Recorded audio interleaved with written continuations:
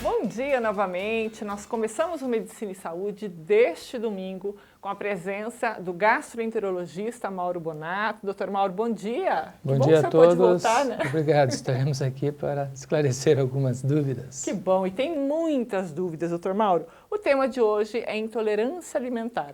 Embora as expressões intolerância e alergia sejam usadas de maneira quase igual, elas são distintas, né? Qual é a diferença entre uma coisa e outra, doutor? Bom, inicialmente nós temos que, como a gente fala, né, que a clínica é soberana. Então nós temos que analisar e investigar com perguntas ao paciente, né, que muitas vezes ele nem percebe algumas coisas que estão causando mal para ele, né. Vamos dizer que a alergia, nós temos na gastroenterologia a esofagite eosinofílica, que é quase uma alergia autoimune, mas é uma alergia, né, relacionada a alguns alimentos.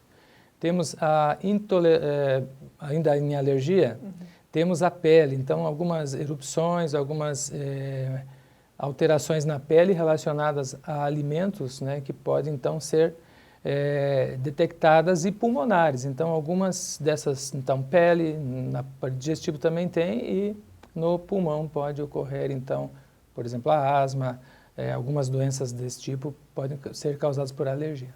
Daí a causa alimentar. Quais são os sintomas? Onde elas se manifestam? Pois é, os alimentos, né, a gente hoje não sabe mais para que lado vai, porque se você come frutas e verduras, tem agrotóxicos. Se você come alimentos industrializados, tem conservantes químicos. Então a gente fica numa situação difícil, né, de resolver.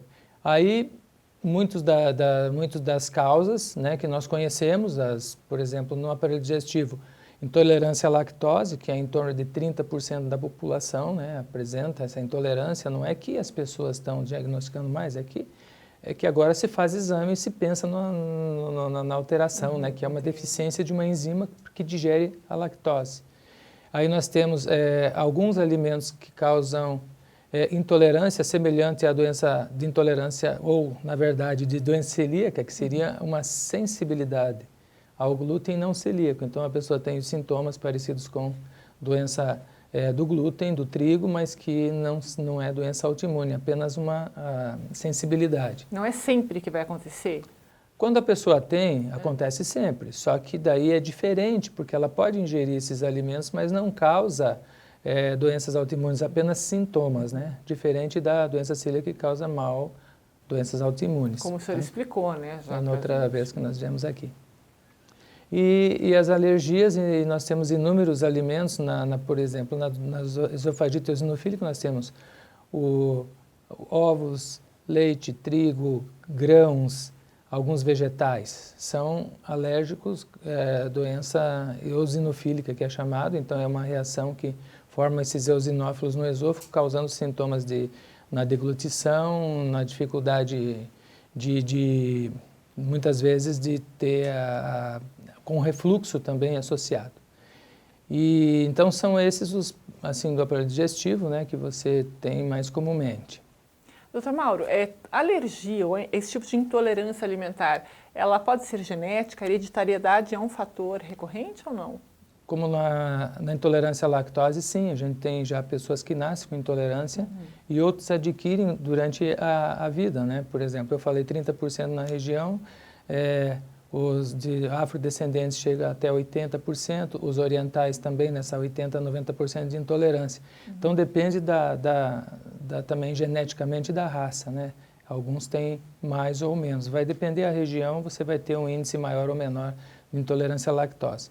Além da intolerância à lactose, a gente tem intolerância à frutose, né, que é uma outra substância de vegetais, que muitas vezes é difícil de você identificar. Você come brócolis, come algum vagem, come soja e você tem alergia. Então, existe esse problema de detectar exatamente qual é o tipo de alimento, né? E nós muitas vezes recorremos a um diário em que a pessoa faz a análise dos alimentos que ela ingeriu, dos sintomas que ela teve e você vê as coincidências. Quais são os alimentos que mais coincidentemente ela ingeriu e causou os sintomas? E aí você começa a pensar naquele alimento e vai pesquisá-lo. Quanto detalhe, né, doutor Mauro? É menos comum do que a intolerância à lactose, então, a frutose. A frutose é menor e também tem a hiperproliferação bacteriana, que é aquela sensação de estufamento, excesso de gases, que também pode ser causado por um excesso de bactérias no intestino, né, causado por várias causas, né, como ingestão de antibióticos, inibidores de bomba de próton, que são aqueles medicamentos para o estômago, e que você bloqueia, então, a defesa do estômago das bactérias, diminuindo a acidez, e também algumas parasitoses simples, giardia, que não são tão comuns, mas essas alterações podem, então, nesse global de investigação, ser analisado. Bom, diagnóstico e tratamento, como é que funciona, doutor Mauro, nesses casos? O mais difícil é o diagnóstico, muitas das vezes, porque se você tem especificamente a lactose e você detecta facilmente, até por uma endoscopia, por biópsia ou por exame de sangue, que é um exame simples, você detectando, você tem enzimas que suprem, né, essa deficiência. Agora, alguns mais difíceis são a hiperproliferação bacteriana, a frutose, que daí você tem que, por uma endoscopia, você pode detectar a esofagite eosinofílica, né? E intolerância ou sensibilidade ao glúten já é clínico, é pela pergunta, pela análise. Por isso que eu falei no começo da nossa conversa que a clínica é soberana. Então, você tem que avaliar, primeiramente, uma investigação muito detalhada, né? E aí, a partir daí que você vai, então, suspeitar de algum alimento, né? Outro dia tinha um paciente que tinha intolerância ao arroz, né? Uma coisa tão rara. Como é que vai descobrir isso? E daí como é que você vai descobrir? Então, através de um teste mais específico, nós conseguimos detectar isso. Perfeito. Doutor Mauro, o médico indicado para esse diagnóstico é o gastroenterologista? Olha, tem um grupo, né, de pessoas envolvidas aí. Por exemplo, você tem o alergista, né, que especificamente ele atua nesta área para pesquisas das alergias, né? Alguns dermatologistas podem detectar algumas alterações da pele por algumas alergias. O gastroenterologista nos sintomas digestivos associados a alimentos, né? E são esses os principais, assim, que a gente tem. E depois a ajuda da nutricionista. Tem também nutrólogos que também podem pesquisar, mas basicamente são esses três. Tá certo. Doutor Mauro, muito obrigada, viu, por sua participação. Hoje é domingo, você já deu sua corridinha, vai correr ainda? Não, depois, né? Hoje está um pouco frio, eu vou mais tarde um pouco.